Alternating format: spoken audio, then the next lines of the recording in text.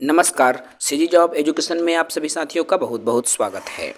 साथियों, क्या शिक्षक भर्तियां क्रमवार होगी? क्या शिक्षक भर्तियां वर्गवार होंगी? क्या व्याख्याता का रिजल्ट पहले किया जाएगा जारी? इन्हीं दो सवालों के जवाब हम इस वीडियो के माध्यम से जानेंगे। तो जो साथी नए हैं, हमारे यूट्यूब चैनल को सब्सक्राइब कर लेंगे।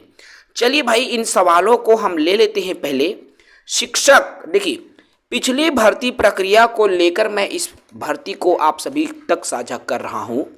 पिछली भर्ती अर्थात 2019 में जो वैकेंसी आई हुई थी, उसमें भर्तियां क्रमवार हुई थी। अर्थात व्याख्याता में पिछली भर्ती में साथियों, आपका व्याख्याता में पहली भर्ती हुई, आप सभी जान रहे हैं। जैसे व्याख्याता की भर्तियां कंप्लीट हुई, उसके तुरंत बाद आपका शिक्षक और सहायक शिक्षक की जो भर्ती है वो हुई है।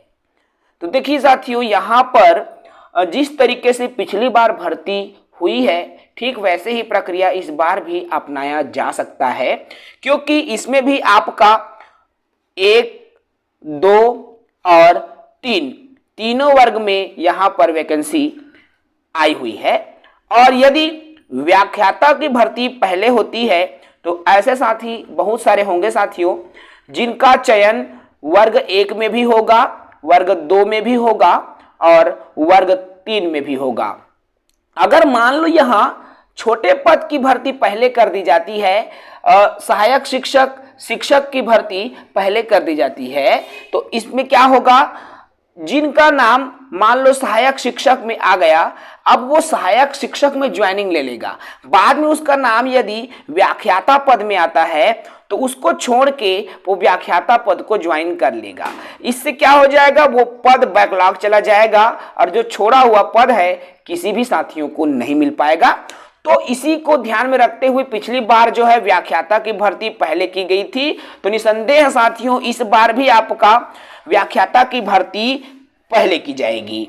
चूंकि साथियों व्याख्याता में जो SC ST के वैकेंसी आए हुए हैं, तो निसंदेह आप मान सकते हैं यहाँ पर कि जो व्याख्याता के पद में यदि SC ST वाले साथी जाएंगे तो SC ST के जो पद है और उसमें जो कट ऑफ है और नीचे जाएगा। जी हाँ साथियों, उनके कट ऑफ और नीचे जाएंगे। चूंकि यहाँ पर तो OBC को लाभ नहीं होगा, लेकिन SC और ST को इसका जो सीधा लाभ है साथियों देखने को मिलेगा। ये इसकी जो वैकेंसी है देख सकते हैं साथियों, यहाँ पर सीधा लाभ जो है होने वाला है। इसलिए इसकी जो वैकेंसी है, मैं बात करूं यहाँ पर, तो सबसे पहले वर्ग 1 जिसको व्याख्याता नाम दिया गया है, तो इनकी वैकेंसी, इसकी जो भर्ती है वो हो जाएगी। उसके बाद में आपके शिक्षक की भर्ती प्रक्रिया होगी। और एक बात मैं आपको यहां पर बता दूं साथियों, देखिए 1 के बाद में शिक्षक, उसके बाद यदि सहायक शिक्षक की भर्ती होती है तो सहायक शिक्षक में कट ऑफ है और नीचे गिरेगा। जी हाँ साथियों, जितनी कट ऑफ मान लीजिए जाना चाहिए उसके भी नीचे कट ऑफ जाएगा यदि भर्तियां क्रमवार होती है। क्योंकि जो साथी OBC में मान लीजिए जिसका चयन वर्ग 2 में अर्थात शिक्षक पद में होता है, वो सहायक शिक्षक को ज्वाइन नहीं करेगा। और यदि मान लो सहायक शिक्षक की नियुक्ति पहले होती है तो वो सहायक शिक्षक को ज्वाइन कर लेगा, और जब उसका नाम शिक्षक में आएगा तो वो शिक्षक पद को त्याग पत्र दे देता है। समझ रहे हैं? इसलिए यदि शिक्षक की नियुक्ति पहले होती है तो जो साथी शिक्षक में जिनका नाम आ रहा है वो शिक्षक में ज्वाइन कर लेंगे। उसके बाद में जब सहायक शिक्षक की भर्ती होगी साथियों, तो सभी कैटेगरीज में मैं यहां पर बात कर रहा हूं, जनरल में भी, OBC में भी, SC और ST सभी कैटेगरीज को जो है इसका सीधा लाभ देखने को मिलेगा। तो आई होप ये प्रक्रिया अगर इसी तरीके से होगी पिछले बार जैसी हुई है, तो इसका लाभ जो है बहुत सारे जो साथी है उनको होगा। दूसरी बात जो मैं बोलना चाह रहा हूं, वर्तमान भर्ती प्रक्रिया, जैसा कि जान रहे हैं 11-12 तारीख को आपके व्याख्याता का भर्ती परीक्षा हुआ और उसका जो मॉडल उत्तर है 2-3 दिन के अंदर में ही जारी कर दिया। लेकिन शिक्षक और सहायक शिक्षक के मॉडल उत्तर अभी तक जारी नहीं हुआ। इससे अंदाजा ये लगाया जा सकता है साथियों कि व्याख्याता की भर्ती प्रक्रिया भी जल्द हो सकती है। ठीक, अर्थात देखो सबसे पहले मैं यहां पर बात करूं तो सबसे पहले आपका व्याख्याता के पद पर जो भर्ती है, ऑनलाइन प्रक्रिया है, व्याख्याता की सबसे पहले हो सकती है। और जैसे ही व्याख्याता होगी उसके तुरंत बाद आपका शिक्षक सहायक शिक्षक की जो भर्ती प्रक्रिया होगी, इसका सीधा लाभ जो है सभी को भी होगा।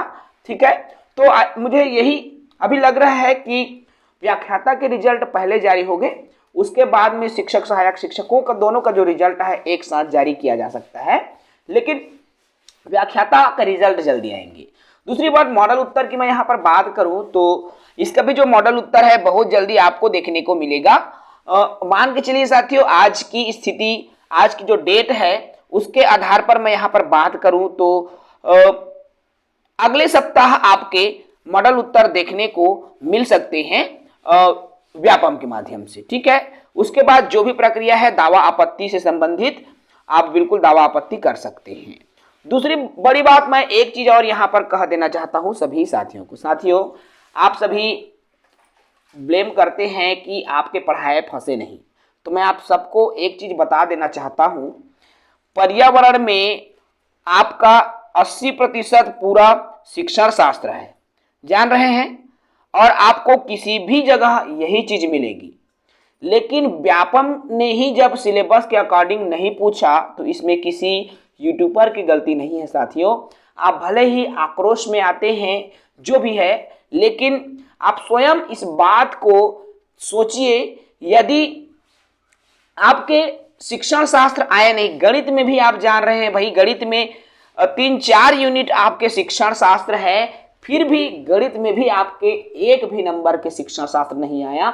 गणित में तो हमने वही जो टॉपिक हमने पढ़ाया वो आया हुआ है, आपके बाल विकास में भी वही चीजें पूछा हमने पढ़ाया, उस टॉपिक से प्रश्न आया है। देखिए एमसीक्यू कभी नहीं फंसता भाई, कोई भी आपको बताया है ना।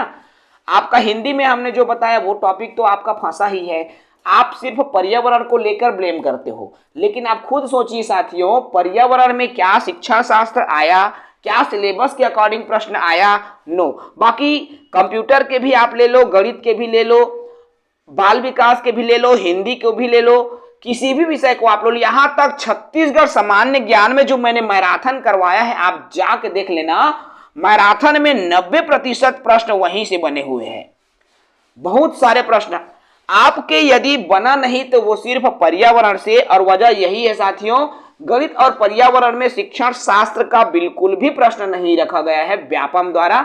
ये व्यापम की जो जिस तरीके से व्यापम ने प्रश्न निकाला है वहां से, उसके हिसाब से भले ही आप किसी भी यूट्यूब को दे सकते हो ब्लेम, लेकिन आप इस चीज को धैर्य रख के सोचिए, शांत तरीके से सोचिए साथियों, आपको निश्चित इसका वास्तव में पता चलेगा। क्योंकि पिछली बार की भर्ती भी आप देख सकते हो, कोई भी यूट्यूबर हो, कोई भी बड़े इंस्टीट्यूट हो, वो प्रीवियस क्वेश्चंस के अकॉर्डिंग ही टॉपिक सेट करता है। ठीक है भाई, हमने भी उसी के अकॉर्डिंग टॉपिक सेट किया था, उसी के अकॉर्डिंग ही हमने सभी साथियों को पढ़ाया है।